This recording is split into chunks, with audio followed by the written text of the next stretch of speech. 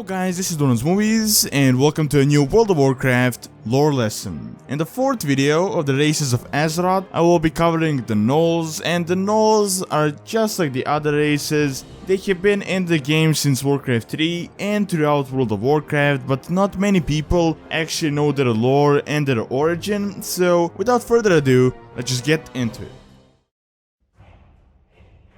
The actual origin of the Gnolls is unknown, but it is highly speculated that they came from a hyena ancient due to their strong resemblance to the hyenas, which means that they're one of the older races on Azeroth. Just like you have the Quillboar and their Boar ancient, you also have the Murlocs and their Frog ancient, but their actual existence in history remains kind of untracked, meaning that everything we really know about them as a race pretty much comes from the most recent years. Today, many people actually wonder how they even remain as a race and how do they even breed, because they're one of the most bloodthirsty, savage, undisciplined creatures on the world of Azeroth, and their society is based on strength, so the strongest one, also known as the Brute, is leading the tribe, but at the first sign of weakness that he shows, the entire tribe can fall into itself, just fall apart, and the leader will just end up as food for another stronger Gnoll. And that is not just a metaphor, that is actually a thing they do, because they eat almost everything they see, and oftentimes they even eat members of their own race. Apart from just being savage and primitive, they're also completely undisciplined, meaning that they fight each other over the stupidest things, such as who has the bigger shadow or who is taller than who by like a short amount. Mainly just for petty reasons, they just like find excuses to fight with each other, and those fights usually just end in death of one of the Gnolls.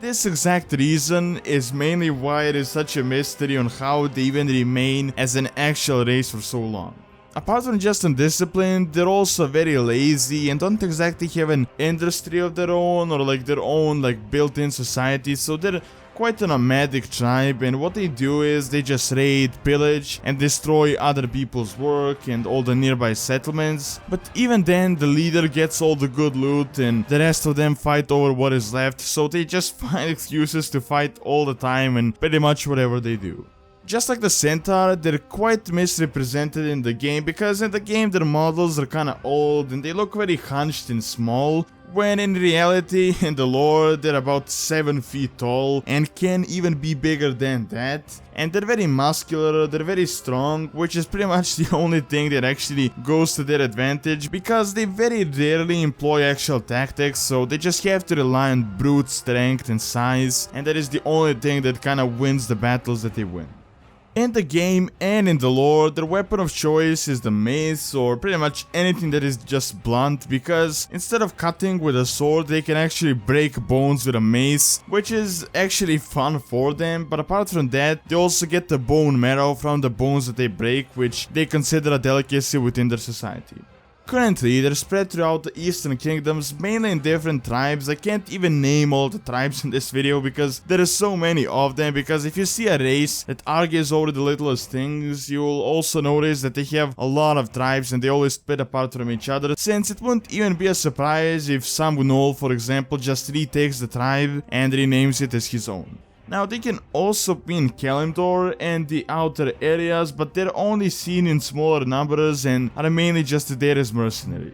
Now, the Gnolls as a race actually make great but very unreliable mercenaries due to their extremely short temper and tendency to escalate into a battle of the death within their very own lines. But apart from that, their size and strength is a great advantage, and also their stupidity, since they don't exactly question who they have to kill or why do they have to kill that person. They just do it because they enjoy destroying stuff, they enjoy killing people, and they also get paid for it, so it's kind of a win-win situation for them. Apart from lacking any moral value due to their stupidity, which can be seen as an advantage for a mercenary because they don't really have to worry about killing a person, there is also a disadvantage to it because they can easily be tricked and just be used and not get what they were promised, and that actually does happen a lot with. In conclusion, I would say the Gnolls are actually very similar to the Centaur, because they're both big, they're both strong, but they're also primitive, they lack discipline, and in most cases they're very stupid.